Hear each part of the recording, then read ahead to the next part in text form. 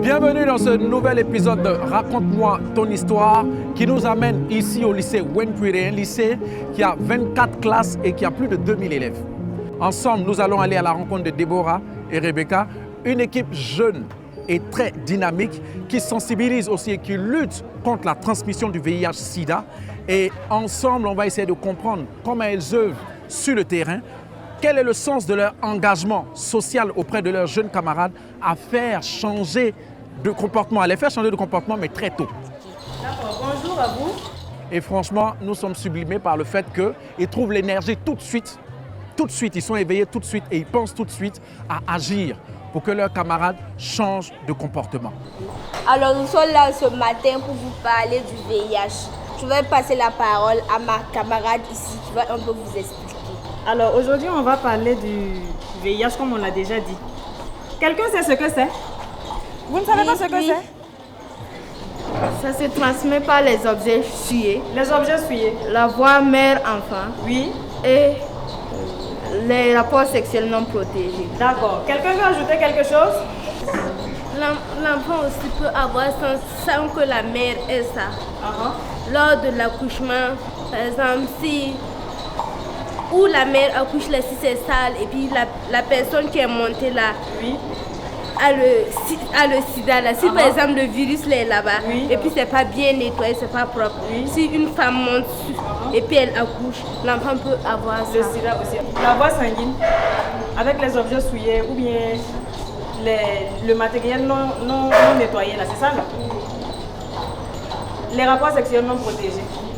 Et puis la transmission mère-enfant. Applaudissez pour vous. Alors Rebecca, dites-nous, qu'est-ce qui vous a poussé à vous engager dans des actions de sensibilisation auprès de vos jeunes amis? Bon, moi, ma routine quotidienne avant, c'était l'école, la maison. Et j'ai commencé à m'en lasser en fait. Et une fois que j'ai été à l'université, je voyais des camarades à moi qui étaient très, très actifs dans des associations. Et je me suis dit, bon, vu qu'eux, ils parviennent à concilier les études avec ce genre d'activité, pourquoi pas moi aussi?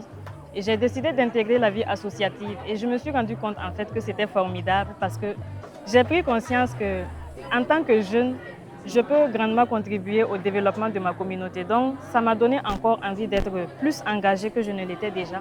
Dites-moi, Déborah, pour vous, que signifie un jeune qui est engagé? Un jeune qui est engagé, c'est un jeune qui a pris conscience de sa place dans la société et qui veut par ses comportements aider au développement de la nation et de la société tout entière. C'est aussi un jeune qui veut par ses actions aider ses camarades jeunes ou peut-être les adultes même à changer leur comportement afin de participer en fait activement au développement de la société. Ok. Et c'est clair qu'on n'est pas dans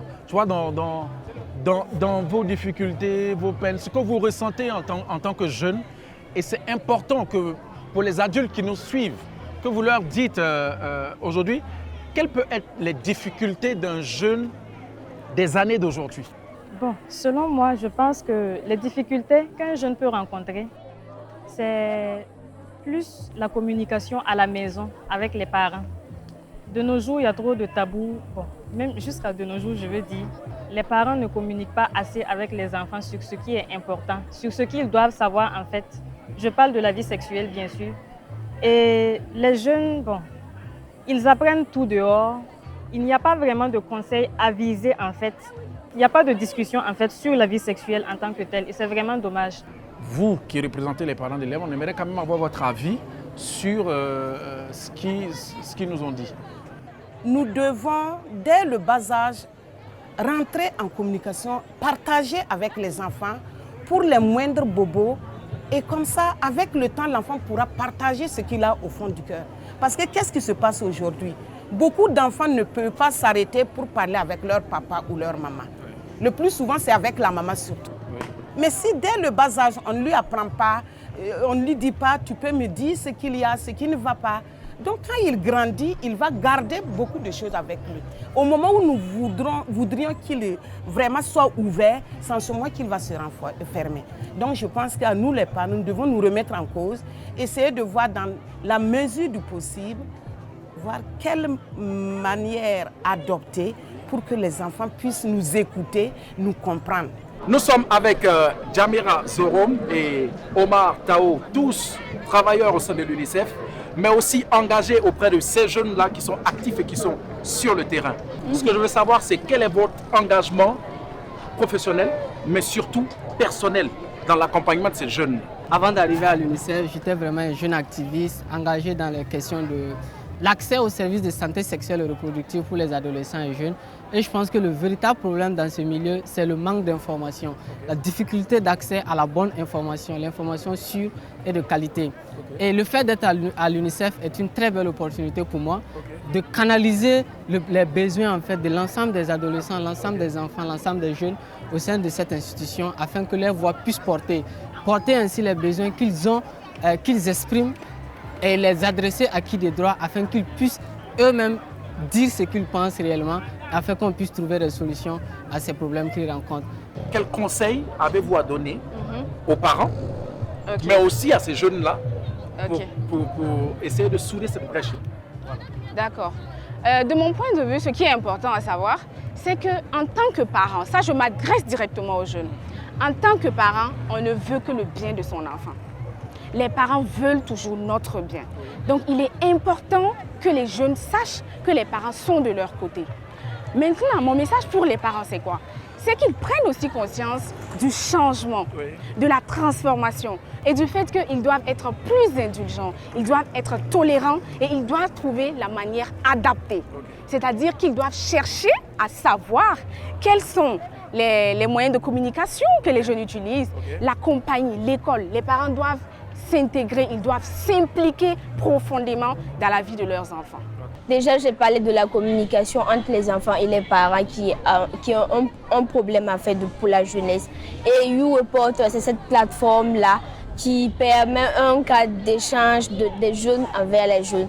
Et comme ce qu'elle avait dit, ce qui est intéressant, ce sont les jeunes en fait, qui viennent poser les questions qu'ils ont et qui n'ont pas de réponse en fait, dans le cadre en fait, qu'ils ont l'habitude de discuter de ça. Donc c'est une plateforme anonyme. Tu poses les questions qui te tiennent à cœur et tu auras des réponses en fait claires et nettes. Il n'y a pas de souci.